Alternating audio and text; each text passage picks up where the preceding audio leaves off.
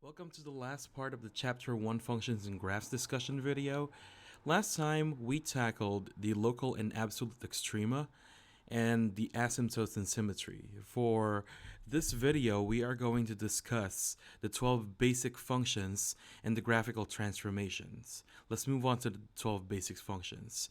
This is just a review of the things we already learned from algebra. And as we know that we have a parent function, this is the most basic that we can have. This is the simplest form a function can be. So that's the bare bones. We know that, and we can do a lot with the parent function. And starting with the first ones, we have the identity function, which is f of x or y is equal to x. Simply put, this is a line equation, and if we try to graph it, we know that this is going to produce a line, and it's one of the simplest functions. And for every x, there is a corresponding y, and it should look something like this. This is one of the first ones we learn in algebra, and of course this is still going to apply in precalculus and calculus. Next off is the squaring function. In the notation of f of x or y is equal to x squared, this is simply just a quadratic functions. Now if we try to graph this, we know that the graph is going to be a parabola. That means that for every y, there are going to be two x's. So the graph should look something like this. Your parabola will open upward and will have a visible and absolute minimum at the origin at 0, 0. Next off, we have the cubing function. The notation of f of x or y is equal to x cubed. Let's try to graph this. It's gonna give this function. The first thing that we know is that the graph is symmetrical at the origin, and this is an odd function. So we know how we already tackled something like this in the past, and is one of the quintessential cubic function, a parent function that we're going to encounter, and we're gonna play around with it some more in this video. First, next up we have this reciprocal function, which is in the notation of f of x is equal to 1 over x. As you can see already that there's an x in the denominator, which means that there's going to be an asymptote in this function. If we try to graph it, it will look something like this. So you know that x must not be 0 if you try to get the domain. So your curve or your graph will try to approach 0, but it will never touch 0. This is also called a hyperbola. And there's a corresponding formula and technique how to graph one of these, but we'll get to that in the future. Next up, we have the square root function. In the notation is f of x is equal to square root of x. This is basically just a flipped version of x is equal to y squared, a parabola that opens to the right. But this time, since we have a square root in here, this means that that x must not be negative. So if you get a square root of a negative number, you're going to cross into imaginary number territory. If we try to graph this, it's going to look something like this. So this graph it resembles half of a parabola opening to the right or the left, depending on what the specifications of the functions are given. Next up, we have the exponential function. This is the notation y is equal to e raised to x. So if we try to graph this is going to look something like this. This is what's called an exponential growth function. As you can see, as you move towards to the right with x, your y increases heavily. So e right there is an irrational number. It's like pi. So there's a value for e, which is something we're going to discuss in the future topics. So this function is used commonly in statistics and other real-life applications. The natural logarithm function goes like this. Is f of x is equal to ln of x, or sometimes people pronounce this as ln of x, or just simply put, the natural logarithm of x. So for me, I just mentioned it as ln of x because it's easier to say and pronounce. And if you try to graph this, it will look something like an inverse, or it will look something like a reflection of the exponential function. But this time, it's different. So this function increases y very slowly and is shown to have a flatter curve. So basically, your x will travel to the right more than it will travel up. So you're going to have a little bit more flat curve for this one. We're crossing over into trigonometric territory here with the sine function. The most basic parent function for this one is f of x is equal to sine of x, or y is equal to sine of x. When you're trying to graph this, this will propagate some sort of a wave. You can see here that first this function propagates continuously and has a clear absolute maximum and minimum. This graph propagates from the negative infinity to the positive infinity, and it will keep on oscillating in this manner. Very similarly, the cosine function will look like this. It's f of x is equal to cosine of x. And if you try to graph them, very similar to sine function, the only difference is that the period or the interval is different. So there are more discussions about this in the future. I'll point out the differences and the similarities of cosine and sine functions in the future. But it says here this also propagates continuously, and there's an absolute maximum and minimum. So that's a nice thing about cosine and sine functions. Next up, we have the absolute value function. We discussed this in algebra a lot of times already, and we know that when you have an absolute value function, if you try to graph it, it will look something like this. It looks like a V. It starts from the origin and then it splits to the left and to the right. If you see this, this function is reflected at the origin and has negative opposite slopes. So if you have a value for y, there are gonna be two x's. That sounds like a parabola, but this graph is drawn with two lines instead of a curve as with a parabola. The reason for that is that when you have an absolute value function, you have an x inside. So an x technically tells you that there are two piecewise portions of this function, which is negative x and x connected in the middle. So that's the difference between the parabola and the absolute value function.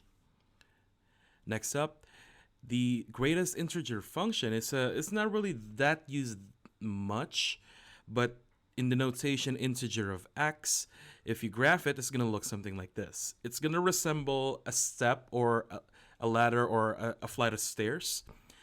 Basically what this does is that the value for x as you go to the right, once you approach a certain value, for example, when you have the interval from -5 to -4, as you approach 4, your y will jump up to the highest value as it increases. That's why it's also called a step function or a ladder function, because it, instead of just going at a curve or drawing a line, it's going to jump up and start again when it approaches the next higher number. The next is the logistic function. It goes like this, with f of x is equal to 1 over 1 plus e raised to -x. This is a very special function because there's a lot of real-life application for this one.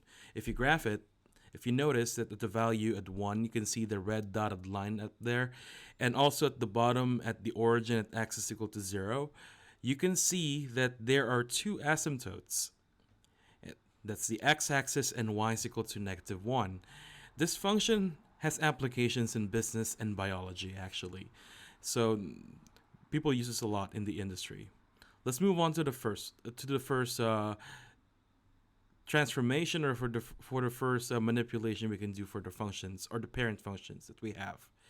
First, we have the graphical transformation. Even though we started with algebra and we already perform operations in functions that's not really the same as the parent function, we are unknowingly doing transformations already.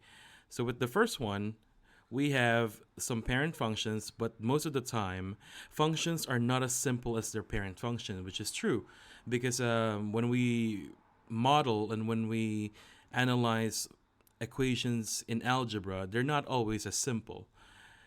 If you add a value or a number to a function, its graph will change, definitely. So we are going to break that down and how a certain number can affect the behavior of your graph. And this is called a transformation.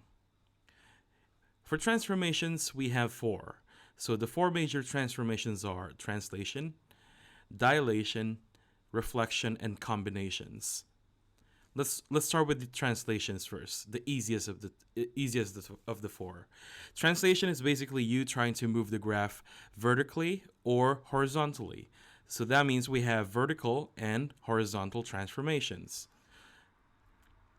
Basically, add a number to the parent function, and it will either move your graph from left to right, or up or down, or even both. So let's go for an example for this one. Describe how the graph y is equal to the absolute value of x can be transformed into the following equation. Y is equal to absolute value of x minus 4, and y is equal to the quantity of x plus 2 absolute value. We're going to compare these two translations together. If you graph them, you're going to end up with these. The left and right, you can see that the parent function is already graphed for us in the red dotted line. For the first one, we have the absolute value of x minus 4. You can see that the new graph or the new curve moved down by 4 units, as opposed to the other one, which is y is equal to the quantity of the absolute value of x plus 2. This time, from 0, it moved to the left by 2. Then if you're going to state this formally, this function translated down by 4 units, and the other one, the function translated to the left by 2 units. So these are the notations and the formulas that we use for horizontal and vertical translations. Basically, it's like this. If you're going to move your graph left to right, if you add a negative number to the x, it's going to move it to the right by whatever number it is. If it's a positive, it's to the left. For the vertical, it's more literal. So if you add a c outside the x, or any number outside the x, it's going to go up by whatever the number. And if it's a negative number, it's going to go down. Next up is reflection. Reflection is something that it's kind of handy, actually. If you want to try to move the graph, but you want to see the symmetry of your function, the reflection is a very good tool to use if you want to find that out. So with reflections, the functions are either flipped with respect to the y or the x-axis. So for the across the x-axis, you must multiply a negative 1 to the whole function, and you will see this in a bit. So first, that's called flipping horizontally, which means that you're basically using the x-axis as the mirror to reflect your graph. The next is the across the y-axis reflection. That is going to be y is equal to f of value of negative x. What you're going to do with this one is that instead of multiplying negative 1 to the whole function, you replace the x's of your function with a negative x and see what the new transformed equation is. And through the origin, and is equal to y is equal to negative f of x, negative x. This is basically just a combination of both. Sometimes you can do both to test the symmetry of your graph horizontally and vertically. So there we go. So let's try to look at an example for this one. Show the graph of y is equal to x plus 2 cube if it's reflected in the x-axis and the y-axis. Let's start with the x-axis. This is the original function, which is y is equal to x plus 2 cube. If we want to reflect the whole function with respect to the x-axis, we must do y is equal to negative f of x, or we multiply a negative 1 to the whole thing. With math, we can see it like this. So we multiply the function by negative 1, so negative f of x is equal to negative 1 times x plus 2 cubed. Or simply put, the function will look like this, negative quantity of x plus 2 cubed. If we try to graph this, you can see that you can see that it flipped horizontally, although it's not really obvious with this one, but you can see here that the red part is the original function and the blue part is the reflected function. To better help you visualize how this works, think of the x-axis as the mirror. Now, if you're looking into the mirror, you can see the reflection of the whole thing, and that's how you do a reflection with respect to the x-axis. Let's try to do this vertically now. To reflect across the y-axis, we must do y is equal to f quantity of negative x. The difference here is that we have to replace the x of the function with a negative x and see what's the new equation. So we replace the x in the function with negative x. So we do this. Originally it's x plus 2 cube, but this time it's negative x plus 2 cube. If you try to graph this, you're going to have something like this. You can see that it now flipped with respect to the y-axis, and it's going to be, if you will, it's going to be the axis of symmetry for this one. So the original function is the red one, the reflected one is the other one, which is a complete mirror of it. And we know that the y-axis is this boundary or the mirror that allows the reflection to happen. Next up is dilation. For dilation is the stretching or the shrinking of the function. So if we look at functions, sometimes we have numbers right next to the variables actually. Like for example, in something as simple as the line equation, the slope is actually a number that applies dilation to the whole thing. So with horizontal stretches or shrinks, you basically have a factor of c, and you multiply it into the axis or of your function, and this will either compress it horizontally or stretch it. Same goes for vertical. For vertical, it's as simple as multiplying the number with it. Let me show you through example. Find the equations for the transformations for y is equal to x cubed minus 16x.